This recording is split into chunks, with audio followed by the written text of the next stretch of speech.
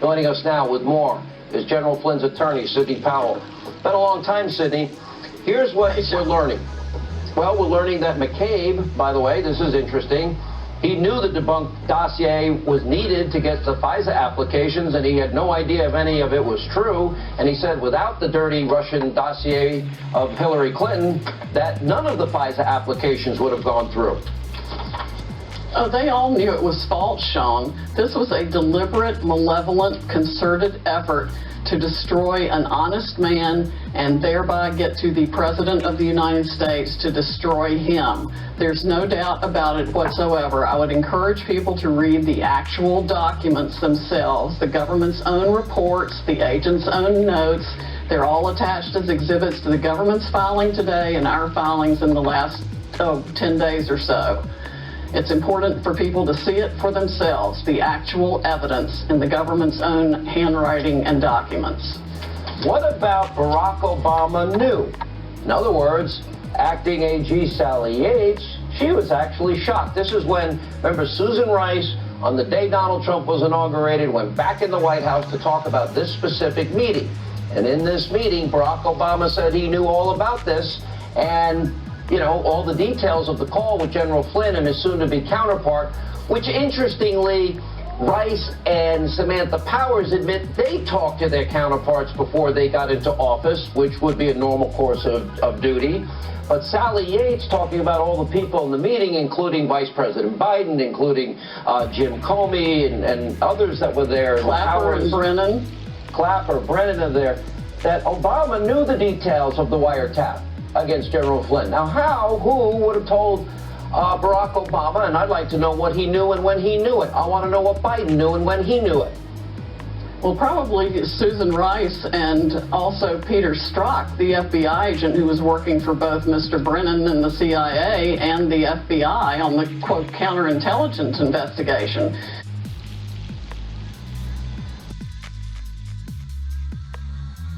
We have to go back at least to August 15 of 2016 when Strzok and Page text each other about the insurance policy they discussed in McCabe's office. It's the very next day, August 16, 2016, before the election, that they opened the file on General Flynn. These people are sick. And then the day after that, they've slipped the agent into the presidential briefing in complete breach of trust that's supposed to exist there for a presidential briefing to spy on General Flynn because he is there with President Trump for that briefing. So Mary McCord, head of NSD, in her testimony about suggesting the leak of Flynn came from the Obama White House. The Ignatius column, the infamous one that was put out, Mr. Schiff, so the president was informed General Flynn had talked with his soon-to-be counterpart. That's correct. So at least in theory, the leak of information could have come from the White House. At least in theory. Go further, if you would. After you discuss it with Sally Yates, who we now know was surprised that Obama knew all of this. So when we began, so at this point in time, still President Obama was in the White House, and we were discussing, it wasn't until the incoming Vice President-elect Pence went on Face the Nation that we discussed advising the incoming White House. Is this something that a president would know about, Sidney Powell? I think we just lost Sidney, unfortunately. All right, tough times.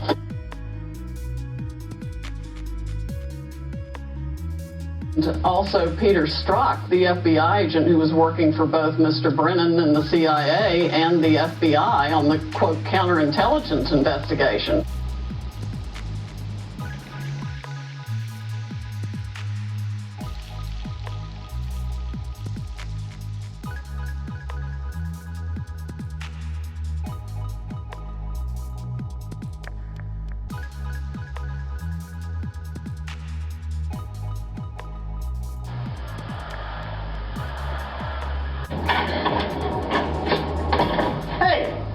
What stinks in here?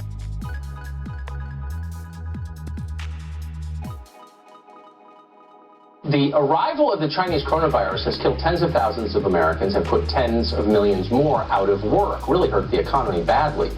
But the crisis has also forced to the center serious conversations about issues that matter to the future of the country. Issues like the dangerous rise of Chinese global dominance, the porousness of our domestic borders, this country's crumbling infrastructure, government corruption, and incompetence. We're talking about all of this.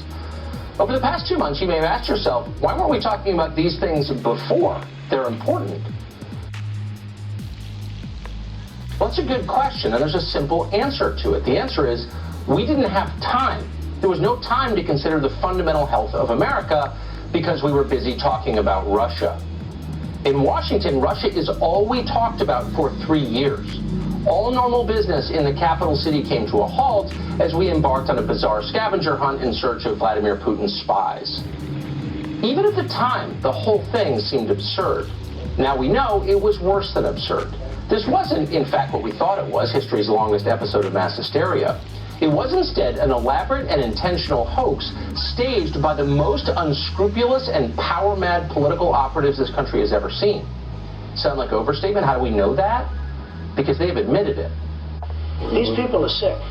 Yesterday, the House Intelligence Committee, chaired by Congressman Adam Schiff of California, finally released 57 transcripts of testimony delivered to the committee behind closed doors, all of it during the Russia investigation. What do those transcripts reveal? We're not going to ask you to trust us on this one. It's too important. So instead, we're going to quote directly from the transcripts. Jim Clapper, Obama's director of national intelligence, said this, quote, "I never saw any direct empirical evidence that the Trump campaign, or someone in it, was plotting or conspiring with the Russians to meddle with the election." End quote. Compare that to his Twitter feed. Former UN Ambassador Samantha Power, meanwhile, was asked by the committee if she had any evidence of collusion with the Russians. She replied this way, quote, "I am not in possession of anything. I'm not in possession and didn't read or absorb information that came out of the intelligence community." End quote. National Security Advisor Susan Rice said this, quote, "I don't recall intelligence that I would consider evidence." Amazing. And here's former Attorney General Loretta Lynch. Lynch was asked if she saw evidence of Russian collusion, and she replied this way, quote, "I do not recall that being briefed up to me." Notice Lynch's word choice here, "I do not recall." For 3 years, our entire political system, every television show, every newspaper, all media outlets revolved around the hunt for Russian spies. We were told again and again, in order to justify this, that collusion was the greatest crime ever committed in American history. It was a crime against the state. It undermined our democracy. An election. Yet the Attorney General of the United States, a close friend of the President, Barack Obama's, claims she, quote, "does not recall if she ever received any evidence that any of it was true." If she'd been Roger Stone when she said that, she would have been charged with perjury on the spot. We'd be watching her sentencing right now. But she's not Roger Stone. And of course, Lynch probably thought the transcript of those remarks would never be made public. These people are sick. That was clearly Evelyn Farkas's assumption. Farkas is a former Defense Department official from the Obama administration. She became a fixture, you may remember, on cable television as news outlets scrambled for puppets with legitimate-sounding resumes to push the Russia collusion narrative. Dumb people who would say anything. And in those categories, Farkas delivered in spades. Here she was in March of 2017. I was urging my former colleagues and frankly speaking, the people on the Hill, it was more actually aimed at telling the Hill people, get as much information as you can, get as much intelligence as you can before President Obama leaves the administration, because I had a fear that somehow that information would disappear with the senior people who left. So it would be hidden away in the bureaucracy, that the Trump folks, if they found out how we knew what we knew about the Trump staff's dealing with Russians, that they would try to compromise those sources and methods, meaning we would no longer have access to that intelligence. So I became very worried because not enough was coming out into the open, and I knew that there was more. We have very good intelligence on Russia. Yeah, that's why you have the leaking. Exactly. People are worried. We choose truth over facts. We have very good intelligence on Russia, quote, said Dr. Evelyn Farkas. She can't take your appendix out, by the way. She's not that kind of doctor. We knew what we knew. But she didn't know anything. Farkas was lying as purely as a liar can lie. Once under oath behind closed doors, Farkas admitted that. Quote, "I didn't know anything," she said. It was all lies, literally all of it, even the core claims about hacking that formed the basis of the entire story and the investigation that followed. In 2016, during the campaign, someone stole information from the DNC's email server. It wound up online and embarrassed Hillary Clinton. Democrats quickly blamed that theft on Russian agents and therefore Donald Trump, who, needless to say, was their pawn. In fact, there was never real evidence that that actually happened. The DNC, you'll remember, never allowed federal investigators to inspect their email servers. That's odd behavior for people who claim to be the victims of foreign espionage. Instead, the party servers were inspected by a third-party company called CrowdStrike. All of this coming back to you? Well, at the time, Adam Schiff's committee interviewed the CEO of CrowdStrike, Sean Henry. Schiff questioned Henry directly, personally. He asked if Henry knew when the Russians had stolen the data. Henry's reply, which we're seeing for the first time, is this, quote, "As it relates to the DNC, we have indicators that data was exfiltrated. We did not have concrete evidence." We did not have concrete evidence. Later, Henry admitted he had only, quote, "circumstantial evidence that the Russians were involved at all." Adam Schiff heard those words directly. He heard them from the one person who would know for certain. Schiff knew there was nothing substantial at the core of the Russian collusion story. At the very center, it was hollow. It was a sham. Schiff never even suggested this in public. Instead, he did the opposite. He spent years on television telling you it was totally real. Shut up. So there's clear evidence on the issue of collusion, and this adds to that body of evidence. There's ample evidence of collusion in plain sight, and that is true. Have Democrats found any evidence of collusion? Yes, we have. You can see evidence in plain sight on the issue of collusion, pretty compelling evidence. And there is significant evidence of collusion. There is ample evidence, and indeed there is, of collusion of people in the Trump campaign with the Russians. I think there's plenty of evidence of collusion or conspiracy. All of this is evidence of collusion. There is significant evidence of collusion between the campaign and Russia. You know these truths to be self-evident. All men and women created by God. You know the thing. In case you weren't counting during that montage, Adam Schiff said evidence 9 times, and every single time he was lying. And it was fairly obvious at the time if you were following closely.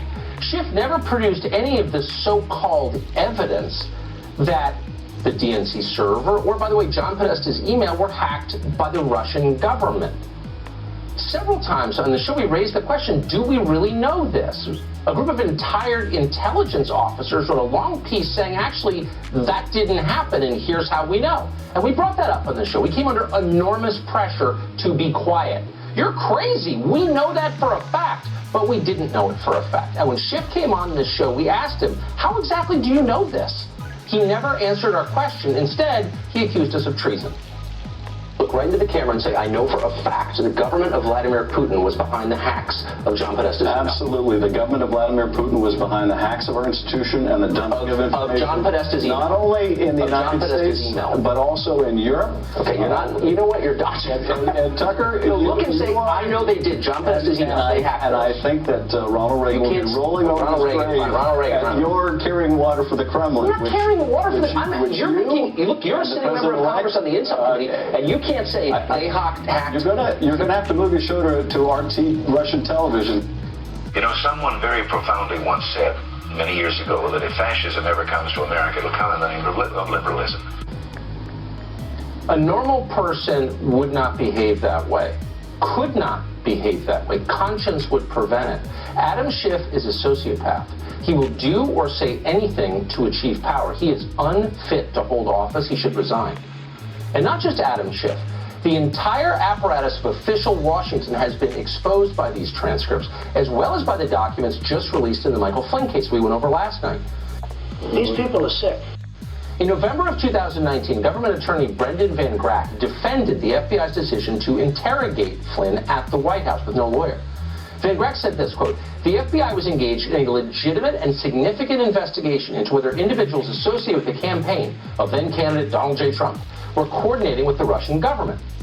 In that same filing, Van Grack wrote that Flynn's phone call with the Russian ambassador the now famous Kislyak, was of central importance.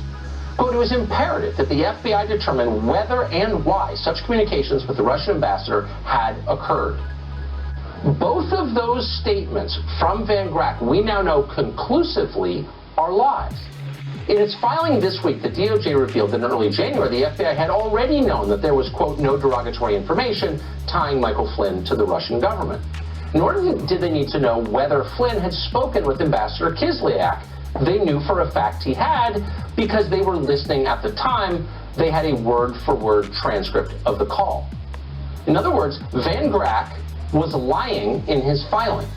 How dare you? Shame on you.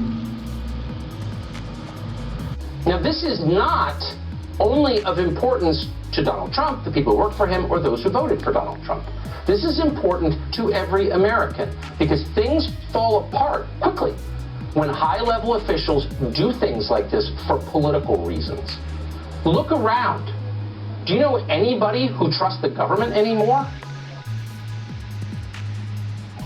There's a reason for that, and it's not good. It's things like this. And by the way, it's not just Democrats you should blame for the corrosion of our public life. The vast majority of the Russian collusion investigation, including the testimony you just heard, the clips we just played, occurred during the first 2 years of this administration. Who ran the government then? At the time, Republicans controlled both houses of Congress and every single committee by definition. They had the power to expose this hoax and to shut it down, but they did not. We can only speculate as to why they did not. Perhaps they were too cowardly to tell the truth, or maybe, deep down, a lot of them agreed with the aims of all of this. Either way, it'll be very interesting, and we're going to sit back and enjoy it, as Lindsey Graham and Mitch McConnell and Richard Burr and so many of the other useless Senate Republicans, the total phonies who tell you they're representing you but don't, explain why they didn't really do anything to stop the derailment of America while it was in progress. I think they think it's good politics. I don't think it's good politics. I think it's bad politics, but I don't care about the politics. Francie Hakes is a former federal prosecutor. She joins us tonight to assess these documents. Francie, thanks so much for coming on. Hi, Tucker. So these turn out to be more damning even than those of us who were skeptical of this from day one, still are sitting there with jaws agape at how clearly these show that everyone was lying. You know, Tucker, what really shocks me about all this is the conduct of the Mueller team, the special counsel's team.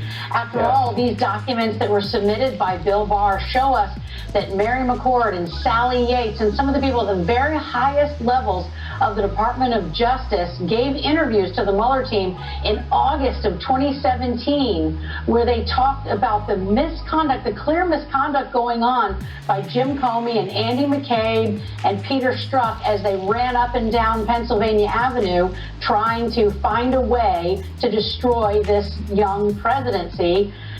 These people are sick.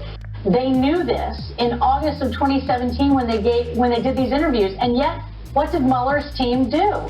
They continued. They prosecuted Flynn.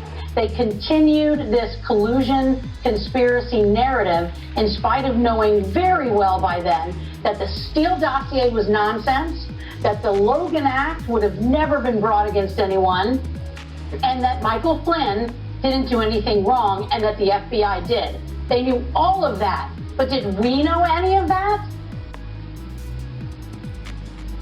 We did not. Do you find it, so they didn't like the outcome of an election, so they set about trying to destroy the administration using law enforcement agencies, and they did it in secret. What shocks me is that they spent 3 years lecturing us about the threat to our democracy and foreign forces trying to undermine our democracy, even as they were trying to undermine our democracy.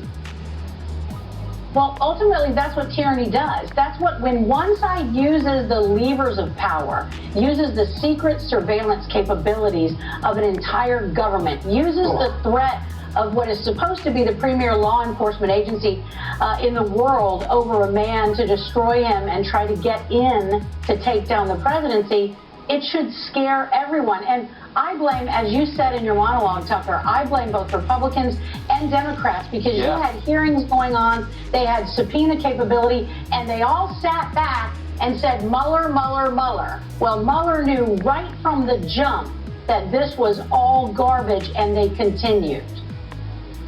Yeah, I know we're supposed to all pretend that Mitch McConnell is super impressive because he understands how the Senate works. But I think it'd be really interesting to hear from Mitch McConnell. Why didn't you do anything about this? What are your priorities exactly? What's your job? Maybe we'll get to that. That'd be great. Francie, great to see you tonight. Thank you. Thanks, Tucker. Brett Baer is our chief political anchor, hosts Special Report, of course, every weeknight at 6 Eastern. We're always happy to have him. Brett, this seems, some of these documents are kind of, even for those of us who are pretty cynical about it, or surprising. What's the political fallout of this, if any, do you think? I think it would be significant. I think let's start with the Michael Flynn development. And, you know, you see this split along party lines where the left is pointing to Bill Barr and saying he's overshooting and politicizing the DOJ. But Barr is very matter of fact, saying once he saw the facts and all of the tactics used by the FBI and the legal problems around this, it was an easy call. Remember, it wasn't Bill Barr who made the original recommendation to do this. It was a U.S. attorney, Jeffrey Jensen, who Barr appointed to look into the Flynn situation. And Jensen writes in his recommendation that this was untethered to and unjustified by the FBI's counterintelligence investigation into General Flynn. You were just referencing. They had this investigation to see if Flynn was tied to Russia called Crossfire Razor. They determined that there was nothing to it. But then they moved forward anyway with this interview going around the White House counsel. These people are sick. I think there's going to be fallout from that as this investigation continues. I wonder, this information that we're getting now, how many, do we have any idea how many in Congress knew of its existence? Well, clearly the people on the House Intelligence Committee had some sense. Yeah. I don't know about, you know, the back knowledge of the inner workings of the Flynn situation, but I do know the acting Attorney General Sally Yates was astonished, according to these documents, that the FBI was going around the White House counsel to set up this interview with Flynn. She obviously didn't say anything about that after she leaves office, and she doesn't, it's not illuminated as James Comey is doing his book tour. I spoke to him on Special Report, asked him a lot of these types of questions, and he kind of dodged on the specifics. I think there'll be fallout as we learn more. I'm told, I had Senator Chuck Grassley on the show last night, that there are more shoes to drop here as far as documents and significant information. Some of these Republicans have been trying to get that out, and some of it has been classified. But others, I think, perhaps to your point, looked the other way and fought other battles. Really quick, I'm going to ask you to speculate. When we get another president, whenever that is, how paranoid will that president be about dealing with the FBI, CIA, DOJ in general? I think pretty frightened looking at some of the actions so far. I don't think we know the extent of it, and you know, we're probably looking at a month or two. It always seems like we say that before the Durham investigation drops. We don't know what's in there, but we know it's been a lengthy and detailed investigation that is criminal. So there will be more to come. Yeah. Democrats say they trust these institutions. If a Democrat wins, he's going to fire everybody. I put his brother in like JFK did. Probably smart. Brett, great to see you tonight. Thank you. Thanks, Tucker. Have a good weekend. You too.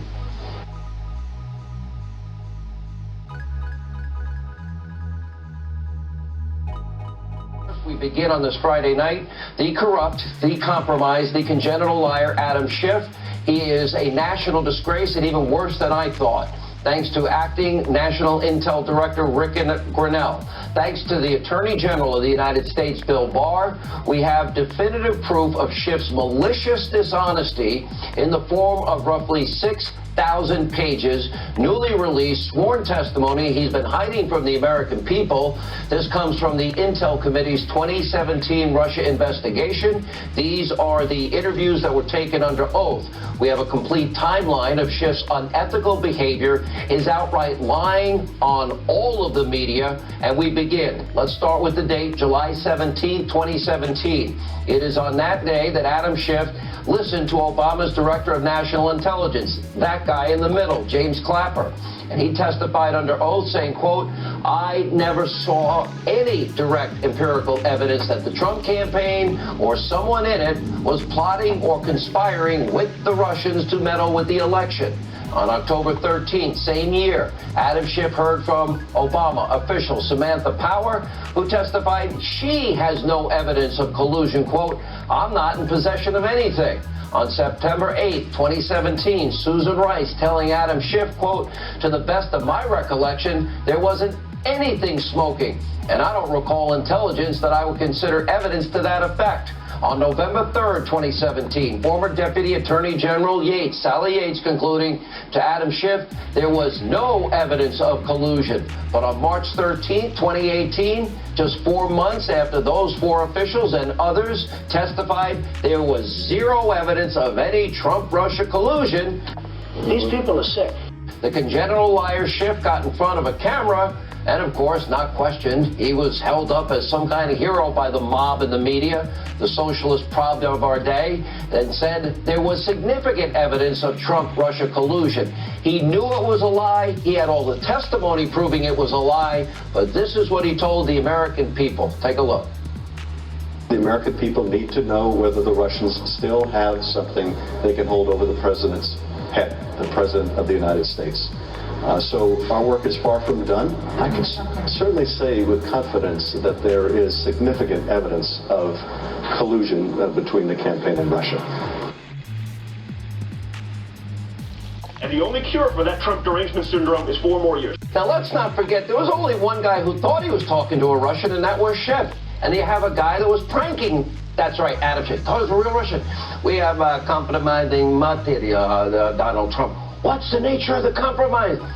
Naked pictures. Does Vladimir know? Yeah, but of course, Vladimir no compromising material than Donald Trump. That's him on tape. He thought he was colluding with a Russian, he thought. How dare you? Shame on you.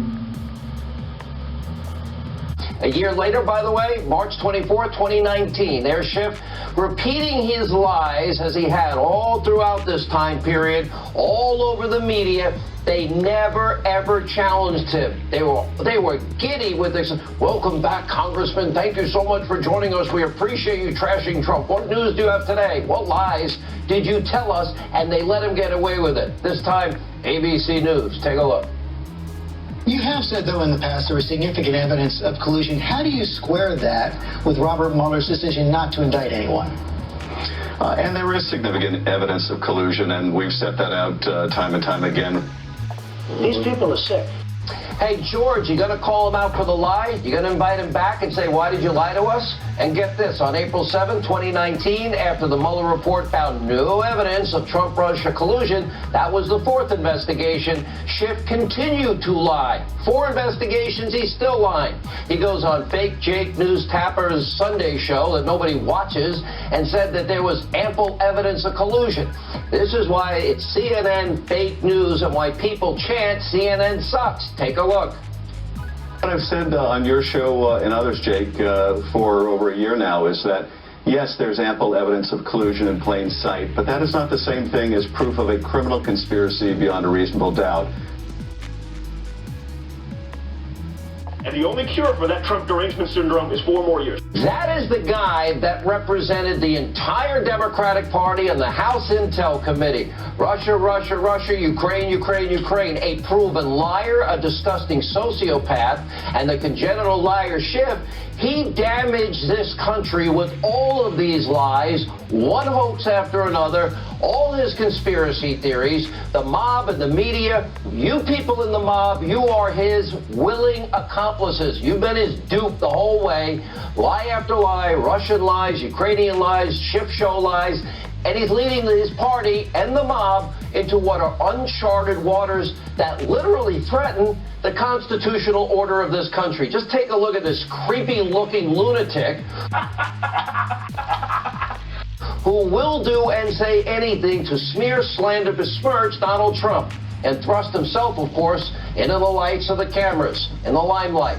This lying that you just witnessed, it is only the tip of the iceberg. For example, I could go on the whole show. November 15, 2017, Schiff defended Hillary's bought and paid for, even the New York Times now recognizes, likely Russian disinformation from the get-go because the Russians knew Steele was feeding it to Hillary. They were helping Hillary. They were creating the chaos Devin Nunes warned Obama and Biden about in 2014, and they didn't listen to. And he said that much of the documents, meaning the dossier, had proved true. That was another lie.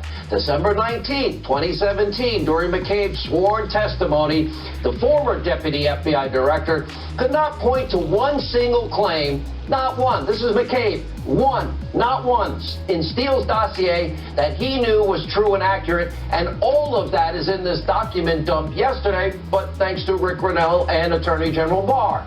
In fact, he also testified, McCabe did, he didn't know if the Steele material on Carter Page, he didn't know if any of it was true. We choose truth over facts. None of it was true. This was the material that was used starting in October of 2016 as the basis for 4 separate FISA applications. Even McCabe admitted in sworn testimony, no dossier, no warrant. They said it wasn't true. It's in his testimony. In February 2018, Schiff authored a memo claiming there's absolutely no FISA abuse whatsoever, despite Congressman Devin Nunes, who told the country the truth. Schiff lied, Nunes told the truth, warning to the country. Nunes was telling all of us the truth.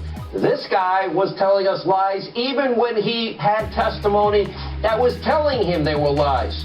The DOJ's Inspector General, he was telling the truth. Steele's dossier was Russian disinformation all along. Schiff lied to socialist comrades in the Democratic Party. They helped him lie, and the mob and the media acted as his PR staff. These people are sick. This is a revolting but clear and present danger, and that remains to our constitutional republic, the rule of law, equal justice under the law, equal application of our laws. They must be held accountable. The dossier's contents were not verified. He knew he was lying. They told him it's not true. We choose truth over facts. It is a disgusting, despicable, revolting lie by the biggest liar we've ever witnessed. Even Christopher Steele himself, he couldn't stand by his own dossier, as we've been telling you, in an interrogatory under the threat of perjury in Great Britain. So you have this corrupt, compromised, congenital liar, Adam Schiff, not only a national embarrassment, what he's doing is a threat to our national security. And he was helped, and literally the mob and the media and his fellow Democrats are complicit, and they were complicit every step of the way. These people are sick.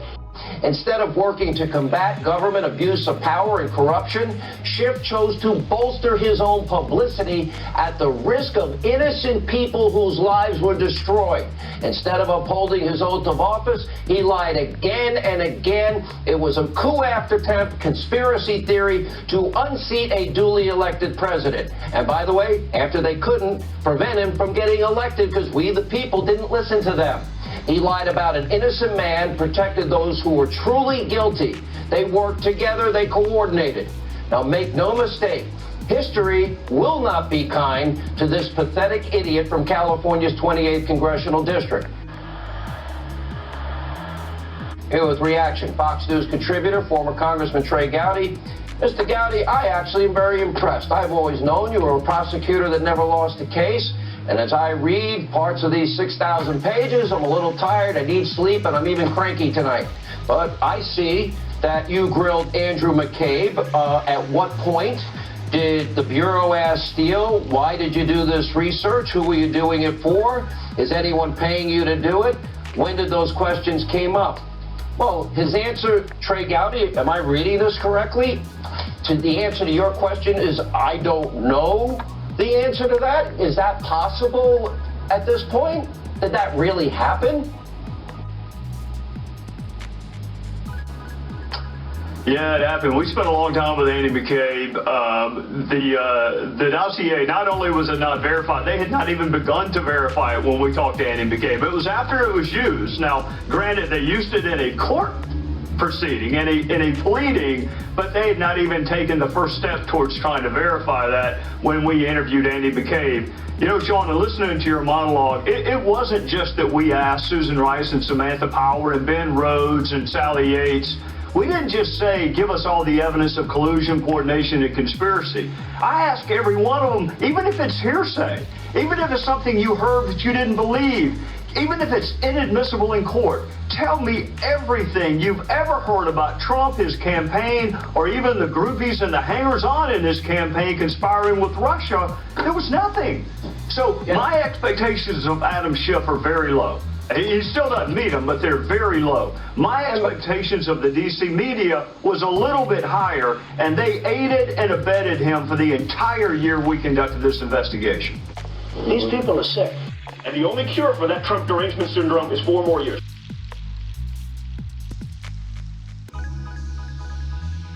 Before Trump entered the White House, the case against Flynn, it was done, it was closed. The FBI found no derogatory material on Flynn, but then high-ranking officials at the FBI, Peter Strzok, James Comey, and company, they decided on January 4th that they'll reopen the case. Whoopsie-daisy, we can go after him. The very next day, January 5th, well, 2017, in the Oval Office of Barack Hussein Obama, with Quid Pro Quo Joe there, Sally Yates there, Clapper there, Brennan there, all of them. According to Intel Committee testimony from Sally Yates, Obama pulled her, Comey aside after the meeting to discuss Lieutenant General Flynn. Yates describes how the president had intimate knowledge of the contents of General Flynn's wiretap calls, which shocked the Deputy Attorney General Yates. We now know that a few weeks after that meeting, that would be on January 20th, Susan Rice goes back into the Oval Office, memorializes the meeting, and says, Barack said to do everything by the book. That's called the CYA where I grew up. January 24th, 4 days into the Trump presidency, there's Mr. Higher Loyalty himself, Jim Comey, super patriot, directing his agents to ambush Flynn at the White House, his deputy telling Flynn you don't need a lawyer when he absolutely did need a lawyer. And that's where we get the, well, what's our goal here? Admission, or get him to lie so we can prosecute him, or get him fired? 4 days into Trump's presidency. These people are sick. One agent involved, as I said, what is our goal? These questions should never be asked by anybody in the FBI. Andrew McCabe should have told him he needed an attorney. But following the ambush that he said, Comey said we'd never do in a prior administration because he wouldn't get away with and wouldn't even try, well, they still didn't think Flynn was lying. In fact, we now finally have an early draft of the first 302 that has been missing this whole time. It shows that Flynn didn't lie. Look at your screen. Thanks to Rick Grinnell, thanks to the Attorney General Barr. That document dumped yesterday, thousands of pages. We now know Flynn never denied talking to the individual, his soon-to-be counterpart. As a side note, Susan Rice and Samantha Power said they did the same thing before they got into the Obama administration. But at the center of the FBI perjury case against Flynn, he said, I don't remember. Ultimately, the FBI relied on a subsequent, an adjusted 302 that was completely altered by Strzok and Page, and they're bragging about it in the little text messages they have. These people are sick. This is gross misconduct, abuse of power, corruption at the highest levels of your government. This is the very definition of abuse of power. The mob, the media, willing accomplices as usual. They have an agenda. They are the PR. They are the socialist wing propaganda arm of the Democratic Party. They are state-run socialist TV and the New York Toilet Paper Times. They lived up to their billing. They wanted Flynn locked up forever, and all because of his association with Donald Trump. If you're associated with Trump, you have no civil rights. And the only cure for that Trump derangement syndrome is 4 more years. And now they are apoplectic that Flynn, we're not going to run this now, has been vindicated by the DOJ. How can anyone ever trust these mob members again? DNC, MSDNC, Conspiracy TV, Fake News CNN, the New York Toilet Paper Times, Eric Pimple's Washington Compost, he can't even get on the main page. None of them give a crap about civil liberties, constitutional rights, of Flynn, of Roger Stone, of Paul Manafort, of Donald Trump. They don't care. Papadopoulos, they don't care. Look at your screen. There are corrupt government officials. Look at them, who could face really serious crimes because they finally got caught. They almost got away with all of it. No one in the media mob is pursuing justice. They lied and got it wrong for 3.5 years. We're not patting ourselves on the back. I wish I was wrong, frankly, for the sake of our kids and grandkids and our country, because they've shredded the Constitution the whole time. The only thing they seem to care about is bludgeoning Trump. These people are sick. They want an election to be won in 179 days. Joining us now, author of the book Guilt by Accusation, Harvard Law Professor Alan Dershowitz, Florida Congressman Matt Gaetz. Now, Professor, we'll start with you. Anything I'm saying here that's wrong? Is there hyperbole here? Look, you'll remember I was on your show 2 years ago, and I predicted that the Flynn case would be thrown out. I said that he hasn't committed a crime at all, that the answers he gave were not material to any legitimate investigation. And now the New York Times has an op-ed today saying that doesn't even pass the laugh test, that the case is being dismissed. Hey, what stinks in here? These people are sick. I have to tell you, I taught criminal law at Harvard Law School for 50 years. I taught 10,000 students. And for 50 years, I taught that this kind of abuse by the Justice Department, by the FBI, by individuals. Look, Justice Department is great, the FBI, great, but the abuse that we see here is something I've been railing against for 50 years. Every civil libertarian should be applauding the decision by Attorney General Barr to throw this out. And if this judge has the gall to not throw this out, he ought to be impeached. Remember that judges only have jurisdiction for cases and controversies. There's no controversy here. Both sides agree the case ought to be dismissed. This judge has no power to do anything else. And if he asserts that power, he has violated the Constitution. John Solomon, you've been dealing with this since early in 2017. You've gone through these papers. What have you found?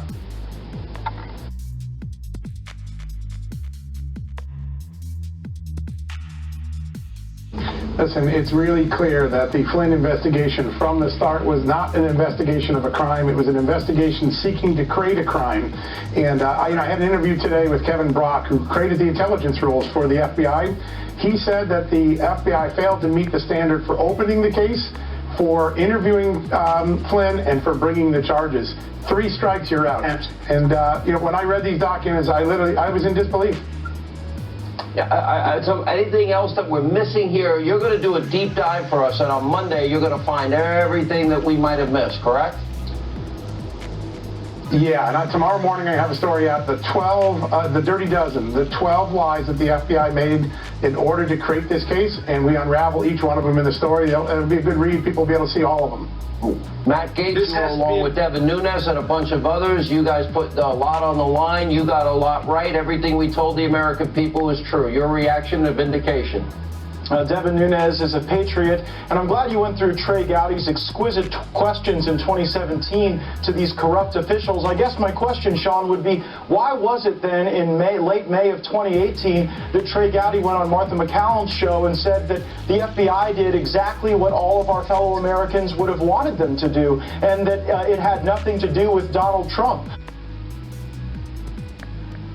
Both of those things have now been proven to be not true, and it seems that Gowdy's brilliant lawyering back in 2017 that we're only able to see now proves those 2 statements untrue.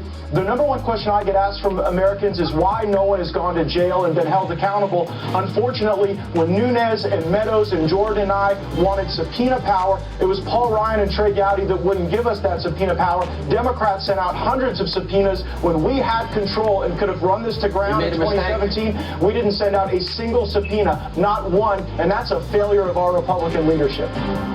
Should have sent him out. But I will say to all three of you, thank you for taking a lot of heat, all three of you, and you were all right. This program was right. The mob was wrong. Thank you all.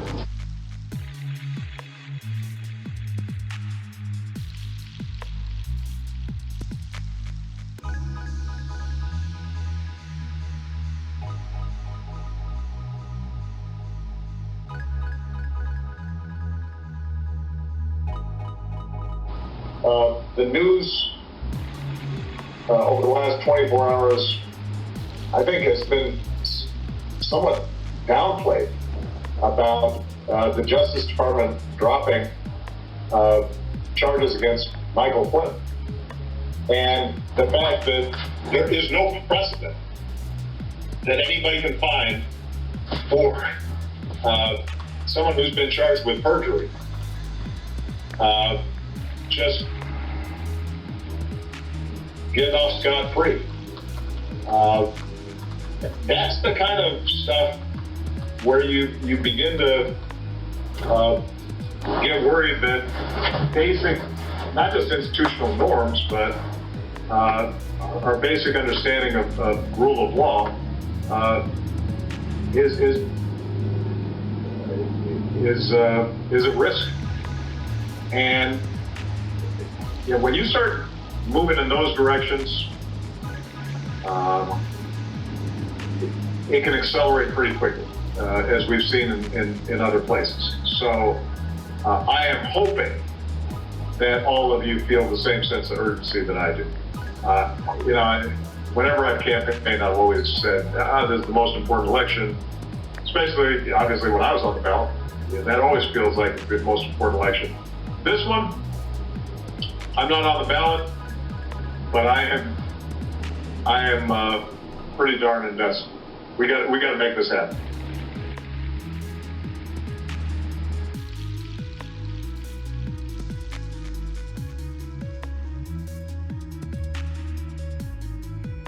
Why do they have to complain all the time? How dare you? How dare you?